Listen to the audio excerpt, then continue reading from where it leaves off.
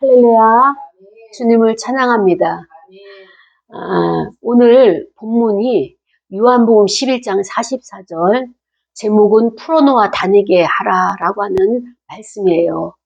어떻게 보면은 부활에 대한, 소망에 대한, 또 새하늘과 새 땅과 같이 기대가 할 수 있는 새로운 세계, 신천지에 관한 하나님께서 우리의 소망을 이제 주시는 2026년도 표어가 되겠습니다. 그런데 저는 이 말씀을 받으면서 하나님께서 무엇을 풀어놓게 하실까? 하나님께서 풀어놓게 하시는 그것이 나에게 있어서, 나의 환경에 있어서 무엇일까라고 하는 것을 좀 심사숙고했던 시간들이었습니다. 그런데 갑자기 작년 12월 30일에 병원으로 들어가는 바람에 그 병원에서 예배를 드리는데 이 말씀을 선포했더니 우리는 이 말씀 속에서 소망의 말씀을 붙잡고 이 말씀 속에서 하나님의 나를 향하신 그 뜻을 발견하는데 그 해석이 다 각각 다르다라는 것을 알게 되었어요. 오늘 본문은 누구에 대한 이야기인가 하면은 나사로에 대한 이야기입니다. 나사로는 예수님과 아주 친분이 두터웠던 사람이죠. 그의 누이들이 있어요. 그가 누굽니까? 마르다하고 마리아가 있죠. 그런데 부모님은 그 배경에 등장하지 않지만 이 마르다와 마리아가 아주 신실한 믿음을 가지고 있는 자라는 것을 우리는 알고 있습니다. 나사로가 지병이 있었는지 몰라도 어느 날 죽었어요. 그 죽은 사실을 그 주변에 있는 사람들이 예수님에게 전달을 했습니다. 예수님께서 떨어져 있는 곳에서 사역을 하고 계셨을 때 그 소식을 듣자마자 애통해하는 마음을 가지시면서 그리고 어떻게 하셨느냐? 그곳에서 사흘을 더 유하셨다라고 말씀을 하시는 거예요. 즉시 오셔서 죽은 자에게 손을 얹고 그래도 온기가 있을 때 그를 살려내기를 많은 사람들은 기대를 했었을 것입니다. 그러나 하나님과 그리스도는 우리가 생각하는 인간의 생각과 관점에서 떨어진 이러한 일들을 하시고 또 그것을 그 세계가 있다는 것을 우리는 알아야 되는 것입니다. 때로는 섭섭했겠죠. 그 섭섭함에 가장 많은 자가 누구냐? 마르다예요. 마르다는 어떤 자입니까? 예수님께서 복음 사역을 하실 때 많은 사람들이 몰려왔을 때 음식을 준비하면서 그들을 대접을 했잖아요. 일일이 영적인 말씀을 먹으면서도 육적인 육신에 양식이 있어야 되기에 그 분주함으로 많은 사람들을 섬기고 헌신을 했던 마르다예요. 마르다가 급할 때 예수님에게 전가를 보내서 그 예수님이 오십시오라고 요청을 했지만 즉시 오지 않는 그 예수님을 보면서 원망은 하지 않았겠지만 내심 마음에 섭섭한 마음이 있었는지 예수님께서 오셨을 때 너가 다시 살 것을, 부활할 것을 믿느냐? 그랬더니 예, 그날에는 부활할 것입니다 라고 예수님에게 적합한, 합당한 그런 대답이 아니라 좀 거리가 있는 그런 대답을 하는 것을 보면서 내심 자기의 섭섭함을 표현한 것이 아닌가라는 생각을 해보기도 했습니다. 그렇습니다. 마리아도 엄청난 충격으로 인해서 오빠 하나가 그 죽음의 문턱을 넘어가서 무덤 속에 갇히는 것을 보면서 절망이 되었습니다. 밖에 나가지도 아니하고 그곳에서 울음의 바다, 그 슬픔 속에 빠져있고 어떻게 살아가야 될까? 이제 어떻게 그와의 모든 정들었던 시간들, 그 모든 나눴던 대화들, 그 다음에 서로가 이렇게 스킨십을 하면서 부딪혔던 모든 그런 정겨움들, 이런 것을 어떻게 해결을 해야 될까? 당장 눈앞에 없어진 그 오빠를 보면서 참 마음이 힘들고 어려운 시간들을 보내고 있었습니다. 칠흑 같은 어둠이라고 말할 수 있는 그 마음들을 무겁게 가지고 있었을 그때에 예수님이 오셨다라고 하는 소식이 전갈이 들려왔습니다. 예수님은 무덤에 가셔서 무덤을 향하여서 사람들에게 명령합니다. 무덤 무덤의 돌문을 열어라. 빗장을 제껴라. 그리고 그 돌무덤을 문을 열었을 때 그곳에 있는 나사로를 향해서 이름을 불렀어요. 나사로야, 나사로야, 나오라. 그 명령에 의해서 나사로는 온몸이 동여맨 채로 비틀거리면서 일어서기 시작했고, 비틀거리면서 그 명령에 순종하는 나사로를 볼 수가 있었습니다. 예수님께서 또다시 명령하십니다. 주변에 있는 모든 바라보는 자들에게 가서 나사로를 풀어놓아 다니게 하라. 그가 자유롭게 온몸에 동요매인 이 모든 것을 사슬과 같은 이 모든 세마포들을 끊어버리고 현실적으로 활동할 수 있도록 그를 다시 사람으로서 생기를 불어넣은 움직이는 사람으로 역할을 하도록 예수님은 명령을 하셨습니다. 주변에 있는 사람들이 나사로에게 달려들어서 그의 모든 열심히 그를 메고 열심히 그를 동이고 그 모든 절차를 다 했던 그 사람들이 이제는 그것을 다 풀어놓는 과정들, 시간들을 갖게 되었죠.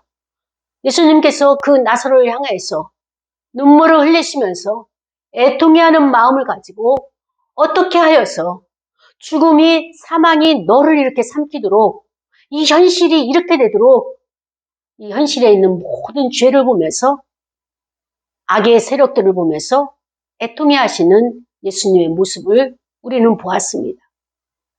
그렇습니다. 오늘 말씀을 통하여서 하나님께서 풀어놓아 다니게 하라.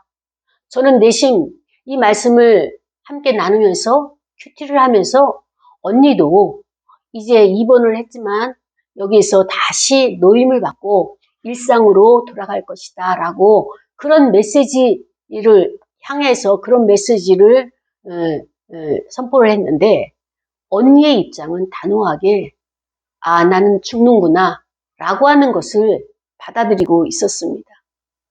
아니라고 해도 본인이 받아들인 것은 죽음이 나에게 왔구나 라고 하는 것을 그것을 받아들인 것을 보면서 불과 몇 주 전이에요.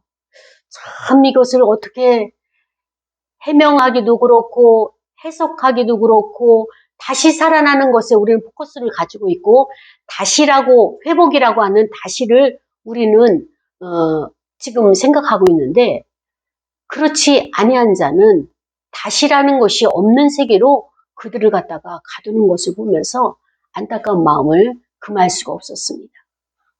나사로는 어떤 연유로 인해 가지고 그가 질병에 걸렸고 죽음에 이르는 병에 이르렀는지 아무도 모릅니다.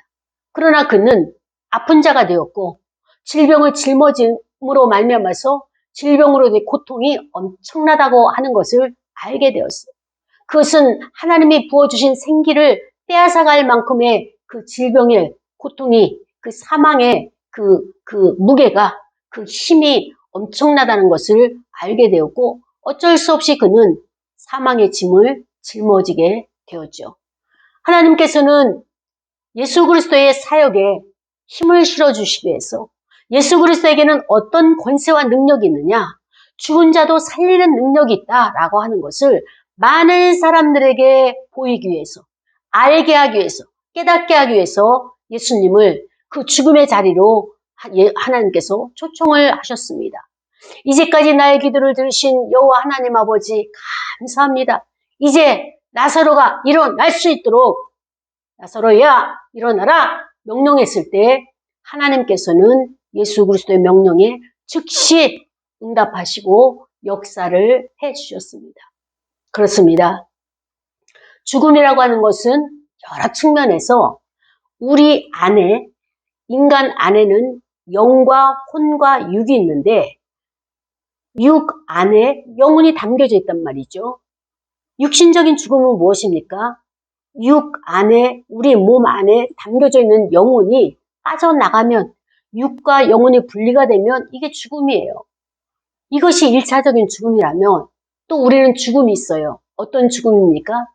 하나님을 섬기고 예수 그리스도를 나의 구주로 모시고 성령 하나님의 인도함을 받고 그 순종을 따르던 자가 하나님을 배반하고 하나님을 떠나고 그 다음에 자기의 뜻대로 사는 그러한 자리에 갔을 때 그것은 하나님과의 결별을 말하기 때문에 그것이 바로 죽음이라고 말할 수 있습니다. 영적인 죽음이에요. 답답하고 힘들고 고통스럽고 슬프고 그 다음에 또 괴롭고 인생이 삶이 그렇다면 나는 하나님과의 관계가 합일된 관계인지 아니면은 분리된 죽음의 관계인지를 돌아봐야 되겠죠. 그 다음에 또 세 번째 죽음은 무엇을 의미하느냐? 종말의 죽음이 있어요. 마지막에 주님이 오실 때 죽은 자가 먼저 살아나고 또 산 자도 호련히 변화해서 주님의 공중재림에 우리가 참여할 수 있는 그런 종말의 죽음이 있죠. 그 다음에 또 오늘 본문에서 우리가 또 생각해 볼 문제는 무엇이냐? 내가 죽었어요. 어떻게 죽느냐? 죽음은 유익한 거라고 성경은 늘 우리에게 강조를 하고 있습니다. 어떤 죽음을 말하느냐? 어떤 분이 이런 글을 썼어요.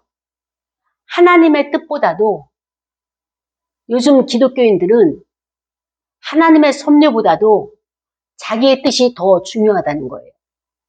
하나님의 명령, 하나님의 말씀보다도 내 뜻대로 행한다는 거예요. 그 이야기는 무엇이냐? 여기서 우리가 죽음이라고 하는 것은 나의 자아, 나의 생각, 나의 계획을 무덤 속에 묻어야 되는 죽음의 자리로 그것을 올려놓아야 되는 것입니다. 생각이 죽음을 맞이해야 돼. 나의 감정이 죽음을 맞이해야 돼. 나의 의지가 죽음을 맞이해야 되는 것입니다. 그것을 예수님은 뭐라고 말씀하셨어요? 나를 따르고 나의 십자가를 지기 위해서는 자기를 부인해라 이렇게 말씀하셨어요. 우리 신앙인들에게 있어서 죽음이라고 하는 것은 자기 부인이에요. 그런데 이 자기 부인이 안 되니까 어떻습니까? 현실적으로 자기 죽음이 안 되니까 매사에 내가 생각할 때 바른 것, 내가 생각할 때 옳다고 생각하는 것, 내가 생각할 때 판단해서 괜찮다고 생각하는 것, 이런 것을 우리가 선택을 하게 되는데 지나놓고 보니까 삐뚤어진 길을 오게 된 거예요. 하나님께서는 우리에게 원하시는 것이 무엇입니까? 하나님의 백성이기 때문에 친백성이기 때문에 거룩하길 원하시는 거예요. 하나님께서 우리에게 이 땅에서의 하나님의 자녀로서 어떤 삶을 살길 원하시냐? 의로운 사람이 되길 원하는 거예요. 모든 것에 있어서 의로운 것을 선택하고 불의한 것에 있어서는 그것을 갖다가 그 모양도 버리고 그 그림자도 쫓아가지 않기를 원하시는 것이 하나님의 뜻이에요. 우리를 하나님께서 선택하셨을 때는 거룩한 백성으로 의로운 하나님의 자녀로 이렇게 성화되도록 영화의 자리에 가도록 우리를 인도하시는데 우리는 이 땅에 살면서 이 땅의 가치, 우리가 살아가는 삶의 가치가 너무 크다 보니까 세상이 요구하는 그 가치에 나도 모르게 이렇게 물들어가고 휩쓸려 가게 되는 그런 때가 많이 있습니다. 아니라고 하면서 내 마음이 낭망이 되고 아니라고 하면서 내 마음이 섭섭함이 있고 아니라고 하면서 하나님이 좀 아쉬워하고 좀 더 나를 이 정도만 해주셨으면 이 정도까지만 나의 기도를 들어주셨으면 라고 생각하는 그런 마음이 있고 그 다음에 생각이 있고 감정이 있다면 나는 하나님보다도 더 욕망을 쫓고 있는 것이 아닌가라고 하는 것을 점검해 보아야 되는 것입니다. 나사로는 자기가 몸소 무덤에 들어갔어요. 그것은 척박한 땅이고 어둡고 깜깜하고 숨도 못 쉬고 움직일 수도 없고 아무것도 할 수 없는 너무나 고통스러운 시간입니다. 우리도 인생을 광야 40년을 가면서 저와 여러분에게 이렇게 움직이지도 못할 때가 있고요. 숨도 못 쉴 정도로 힘들 때가 있고요. 그 다음에 모든 환경은 깜깜한 그 자체고요. 그 다음에 또 내가 할 수 있는 것은 아무것도 없어요. 모든 것을 동여놓고 모든 것을 묶여놨기 때문에 할 수 있는 것이 아무것도 없는 이런 상황과 환경을 하나님께서 우리에게 안배하실 때가 있습니다. 그럴 때조차도 아무것도 보이지 않고 사람들이 그만해. 여기까지 했으면 됐어. 더 이상 뭘 더 바래. 다 충성했어. 이렇게 말하더라도 그것은 사람의 소리지 하나님의 소리는 아니다라고 하는 것을 우리가 끝까지 지켜야 된다고 말씀 속에서 저는 깨닫게 되었습니다. 분명히 하나님은 풀어놓아 다니게 하라고 하셨어요. 풀어놓아 다니게 한다는 것은 얽어져 매여져 있고 옥죄어 있고 그 다음에 또 내가 족쇄에 이렇게 갇혀 있었던 내가 풀어놓으니까 자유함을 얻게 되죠. 그것이 죄가 되어서 죄 안에 머물러 있었던 아니면 내 안에 감정이 상하여서 그 감정이 해결이 안 돼서 거기에 내가 집착되어 있고 거기에 집중해 있는 문제가 있든 어찌됐든 하나님은 풀어놓으라고 말씀을 하셨어요. 그래서 저는 이것이 풀어지게 되면 2026년도는 날아다니겠구나 생각을 했는데 1월 달부터 저희 언니가 이렇게 천국으로 환송이 되고 어제는 이제 새해 헌금 봉투를 쓰는데 제 봉투를 쓰고 나서 첫 번째가 양희승 권사님을 써야 되는데 첫 번째가 없어진 거예요. 첫 대문이 없어진 거예요. 아, 이게 현실이구나. 첫 대문이 없어진 이게 현실이구나 라고 하는 것을 다시 한번 또 생각해보는 시간들이었습니다. 그렇습니다. 하나님은 우리에게 자유함을 주시길 원하십니다. 어떤 것에도 매임받지 말고 하나님의 말씀에 자유함을 주기를 원하시는데 그 자유함은 우리가 생각하는 자유함과 하나님이 말씀하시고 계획하신 자유함은 다른 거예요. 내가 하나님의 계획과 하나님의 사명과 하나님의 뜻대로 행하는 곳,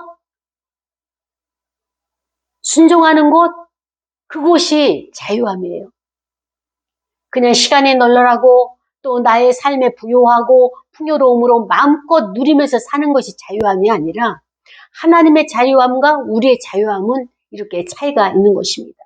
하나님은 어찌됐든 이 땅에 살면서 의미 있는 삶, 그 삶이 바로 사명의 자리, 그 사명의 자리를 내가 순종을 할 때에 나의 인생에 있어서는 의미가 있게 되는 것입니다. 그러나 이 땅에서 사람들과 함께 어울리고 참 즐겁고 기쁘죠.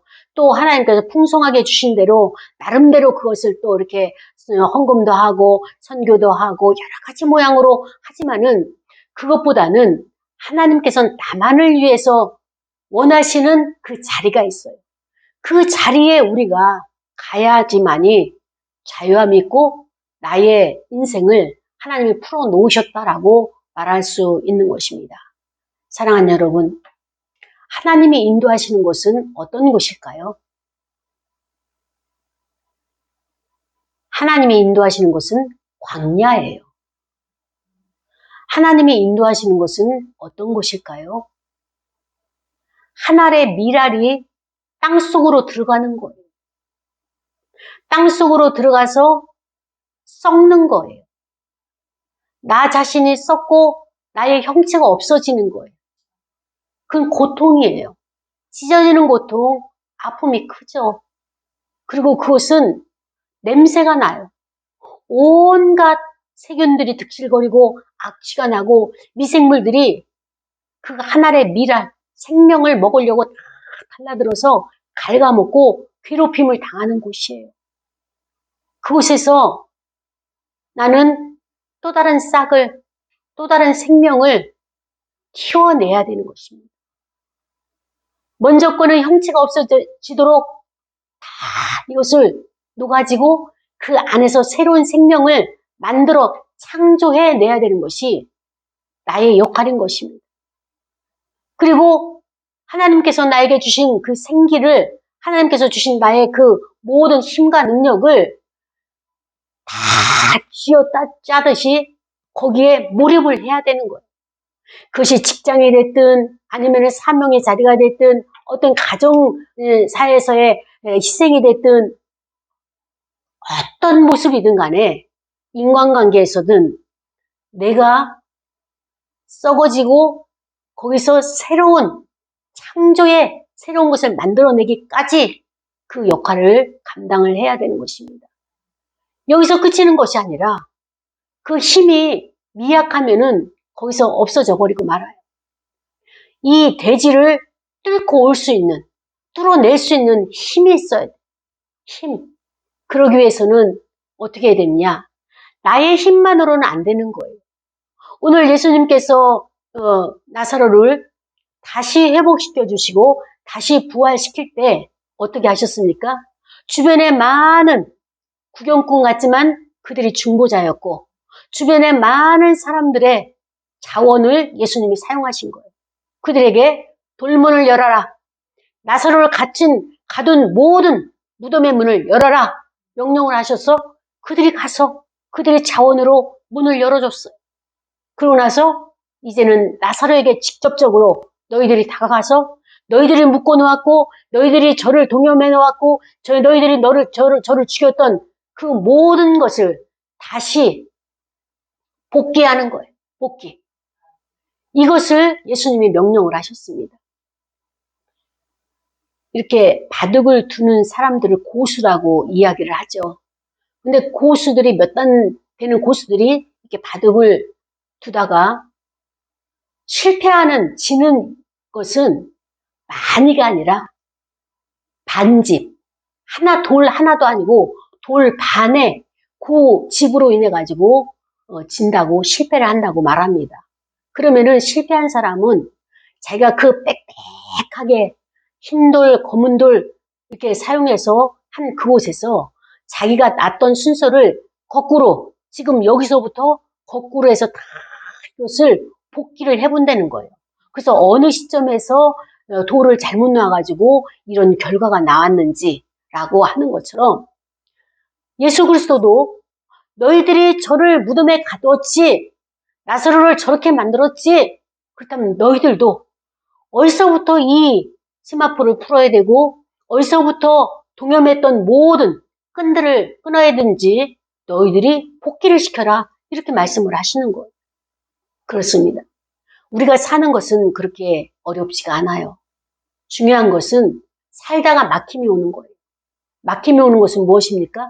하나님의 뜻대로 살지 않았거나 아니면 하나님께서 뜻하신 바가 무엇이 있어서 그곳으로 하나님께서 이정표를 만드시기 위해서 인생의 이정표를 믿음의 이정표를 만들기 위해서 거기에 머무르게 하신단 말이죠. 그러면서 어떻게 합니까? 그 사람과 관계를 다시 복귀의 과정으로 인도하게 하시거나 아니면 일처리 과정에서 내가 행했던 것을 빚을 갚는 과정을 다 하나님께서 복귀하도록 어디서 내가 실패를 했지 어디서부터 이렇게 내가 이렇게 힘든 인생을 살게 됐지 라고 하는 것을 알 수 있도록 하나님께서 일일이 이런 것들을 간섭하신다고 하는 것입니다. 예전에 암사동에서 이렇게 목회를 할 때에 이제 집사님들이 이제 세 분의 이제 삼총사가 있었어요. 근데 그때 이제 이 집사님들이 60대였었어요. 60 하나, 62 뭐 이렇게 일 때인데 한창 이제 그 사회 활동도 하시는 분들인데 어느 날 그 집사님 중에 한 분이 무엇을 이야기하는가 하면은 그때 이제 교회에 냉장고만 있었지 김치 냉장고가 없었어요.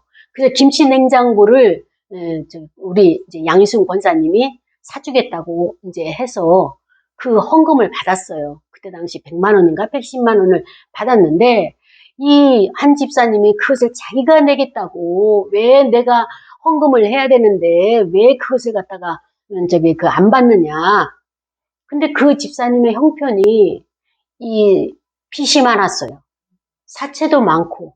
그래서 매일 일수처럼 이렇게 돈을 찍어야 되는데 그게 안 돼가지고 도망 다니다시피 하는 그런 어려운 환경이었었어요. 근데 저는 그럴 때마다 헌금하지 마시라고. 하나님은 다 아시니까 헌금하지 마시라고 하면 이분들은 바치고 싶은 열정이 뛰어나니까 빚을 내서라도 헌금을 하고 싶은 거예요. 그래서 그것 때문에 저하고 오해가 생겨가지고 한동안 저희 교회를 안 나왔던 그런 일들이 있었습니다. 그래서 그걸 보면서 하나님 앞에 바치는 것이 경쟁도 아니고 이거를 바치게 되면은 쉽게 말하면 따따블이 돼서 하나님의 복을 받는다라고 하는 이런 장사도 아니고 하나님께 드리는 것은 마음인데 그래서 그러한 것들을 예전에 이렇게 가져왔던 무조건 11조도 그 꼬다가 미리 선불로 11조를 하는 분들도 만나기도 하고 여러분들의 신앙의 형태를 보게 되었는데요. 그래서 안타까운 마음이에요. 그래서 쉽게 말하면 세상에서 도깨비 박명희처럼 하나님이 그런 분도 아니시고 또 그다음에 또 돈 놓고 돈 먹기 이런 개념들도 가지고 있는 분들도 있어가지고 참 이게 바른 신앙생활을 한다는 자체가 많은 하나님의 말씀이 세워져야지만이 바르게 되겠구나라고 하는 것을 깨달은 목회의 여정들이 있었습니다. 그렇습니다. 우리는 하나님께서 나의 자원만 가지고 쓸 수가 없어요. 인생에서는. 주변에 있는 사람들의 나를 둘러 진치고 있거나 나의 주변에 있는 사람들이 어떤 사람들이냐. 그에 의해 가지고 주님은 가장 가까이 있는 자들에게 그들의 자원을 도와줘라. 그들의 자원을 가지고 저에게 쓰임받게 하시고. 그러고 나서 어떻습니까? 또 나에게 필요할 때는 하나님께서 다른 자원을 나에게 주게 하시는 거예요. 이게 그리스도의 몸인 거예요. 협력하여 선을 이루게 하시는 오늘 그리스도는 마르다와 마리아에게 그 다음에 나사로에게 주변에 있는 많은 사람들의 자원을 함께 공유하도록 이러한 가르침을 주셨습니다. 사랑하는 여러분, 나에게 있어서 여러분에게 있어서 2026년도에 버려야 될 것이 무엇이 있을까요? 무덤으로 매장시켜야 될 나의 사고, 나의 생각, 나의 감정, 나의 의지가 무엇인지 우리는 점검해 보아야 되는 것입니다. 때로는 나의 생각이 옳다 하는데 하나님 편에서는 그것이 아닌 거예요. 그거를 분별하기가 참 어렵습니다. 저도 그 양희순 권사님의 병실에서 이렇게 간병을 하면서도 제 생각에는 언니를 위한다고 위했는데 그것이 언니 입장에서는 오해를 사서 저에게 배신자라고 이렇게 한동안 이렇게 마음의 거리가 멀었던 적이 있었어요. 병실에서 있다 보니까 씻지를 못하는 거예요. 그리고 또 불안 심리가 있다 보니까 저를 아무 데도 가지 못하게 했어요. 하다못해 화장실 가는 것조차도 힘들어 했어요. 그러니까 밑에 지하에 내려가가지고 밥을 사 먹을 수도 없고, 그러니까 무슨 볼일을 보러 갔을 때 빨리 지하에 내려가서 빵 같은 걸 사다가 놓고 이제 수시로 그거를 먹는데, 어떨 때는 이 빵이 시간이 지나고 냉장고가 아니기 때문에 실온에 넣었기 때문에 상했어요. 상한 지도 먹었다가 이질에 걸리기도 하고, 그리고 밤에도 낮에도 잠을 자지 못했어요. 항상 어떻게 할지 모르니까. 근데 제가 그날은 도저히 안 되겠다. 그래서 언니한테 나 세수만 하고 오겠다. 저녁인데 세수만 하고 오겠다. 그랬더니 오케이 했어요. 그래서 세수를 하러 가면서 나는 샤워를 하려고 그랬어요. 너무 씻지를 못해서. 머리는 전부 염색이 탈색이 돼가지고 백발이 되고 씻지는 못하고, 그래서 이제 샤워를 하고 오려고 화장실에 잠시 들렸는데 난리가 난 거예요. 왜냐면은 언니가 침대에서 벌떡 일어나서 내려오겠다는 거예요. 이제 혼자 있으니까, 주변에 간호사들만 있고 혼자 있으니까 막 불안해가지고, 간호사 선생님들이 그를 붙잡고 앉히려고 하니까 힘이 좋으니까 안 앉혀지는 거예요. 그래서 그날 또 한 번에 침대에서 내려오려면 낙상이 된다고 해서 위험하거든요. 또 내려오려고 해가지고 간호사들이 막 붙잡고 난리를 치는 거예요. 그래서 저는 이제 저한테 그 얘기를 하면서 아무래도 제지를 해야 되겠다 얘기하길래 아산병원이 저런 환자, 그러니까 이렇게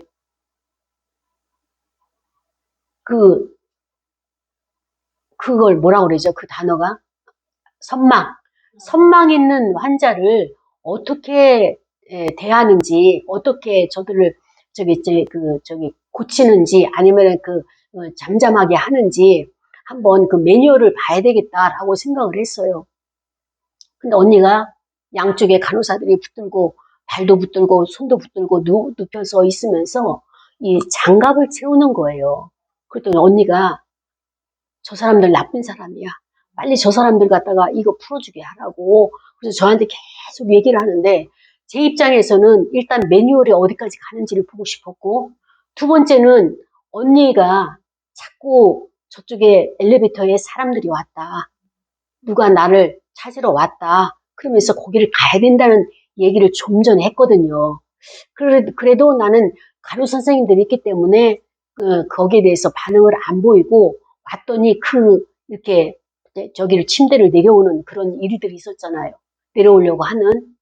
그래서 그 선생님들이 하는 것을 바라보고 있는데 언니는 계속 내 이름을 부르면서 이거를 갖다가 빨리 이제 끊어내라고, 나 풀어내라고 그러면서 침대에 눕혀서 이렇게 가슴에 이렇게 침대에 묶는 천을 갖다가 이제 압박천을 이제 하더라고요. 그래서 내가 그걸 보면서 아니 장갑을 채우는 것까지는 하지만은 이거를 침대에 묶는 거는 안 된다. 그랬더니 거기는 이제 그 선생님들은 병원의 매뉴얼이 그렇게 되어 있기 때문에 그래서 제가 이제 지적을 했어요. 그래서 그분들을 이제 불러내가지고 일단 처음부터 끝까지 나한테 이 설명을 해주고 동의를 구해야 되지 않느냐.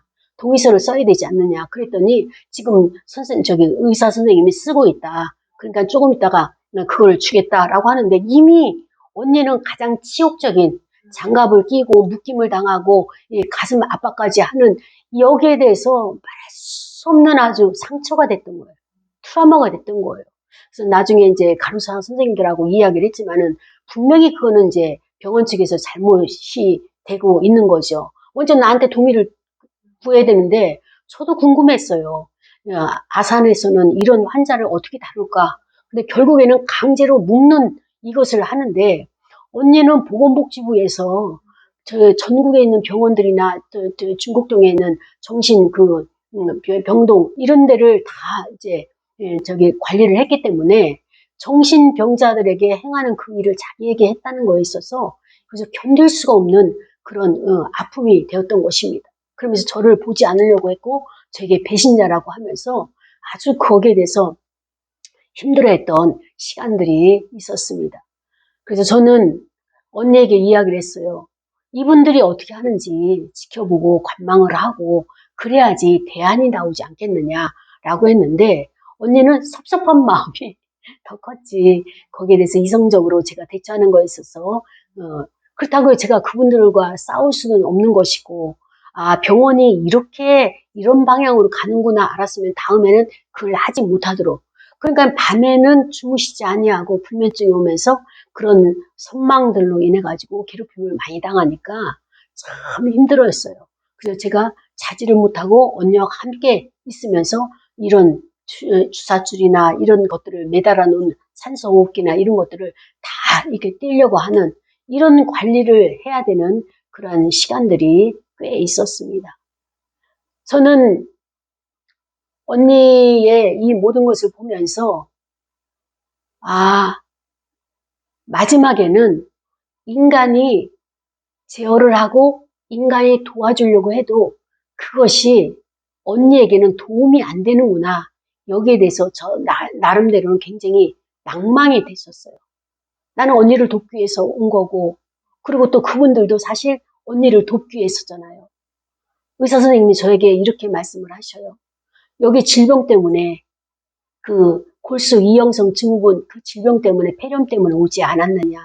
그런데 환자가 내려온다고 해서 이거를 갖다가 이렇게 낙상이 되게 되면 팔이 부러지거나 다리가 부러지게 되면 더 이상 질병 치료를 할 수가 없다. 그렇기 때문에 낙상이 가장 위험하고 환자에게 있어서 낙상은 곧 죽음과 사망과 연관된다라고 하는 그 낙상 교육을 굉장히 강조하고 강하게 교육을 시키고 있었습니다. 그런데 같이 이야기를 들어도 환자 입장에서는 자기의 불편함이 우선이니까 거기에 대한 이해력이 좀 이렇게 편협하다 보니까 오해도 생기게 되고, 그래서 인간이 내 마음과 같이 전달한다 할지라도 받아들인 것이 다 그렇게 100% 받아들이지 못하는구나 라고 하는, 어떤 면에 있어서는 억울함도 우리가 짊어지고 가야 되는 것이 있구나 라고 하는 것을 깨닫는 시간이 되었던 것입니다. 그렇습니다. 예수님은 우리를 찾아오셔요. 그리고 예수님은 우리의 묶여있던 모든 정서, 그 다음에 또 억압받았던 모든 감정들, 또 생각들, 억울함들, 이런 것들을 풀어놓으십니다. 그러면서 이제는 다니게 하라. 이제는 자유함을 너에게 주겠다라고 하는 영역이 내 인생에 있어서, 내 환경에 있어서 무엇이 될지 오늘 이 말씀을 생각하면서 일주일 동안 늘 묵상하면서 이 말씀 속에 나는 무엇을 풀어놓고 무엇을 어디로 가야 될지, 지금 행동 반경이 딱 맞는 하나님의 명령의 자리라면 이 말씀을 주지 않으셨겠죠. 그러나 나에게 주시는 이 말씀, 어디를 가야 되고 어느 곳으로 하나님께서 나를 띠띠고 인도하실지 그곳을 볼 수 있게 해달라고 우리 시간에 다 같이 통성으로 기도하고 헌금 드리시겠습니다. 다 같이 통성으로 기도하시겠습니다. 아버지, 감사합니다.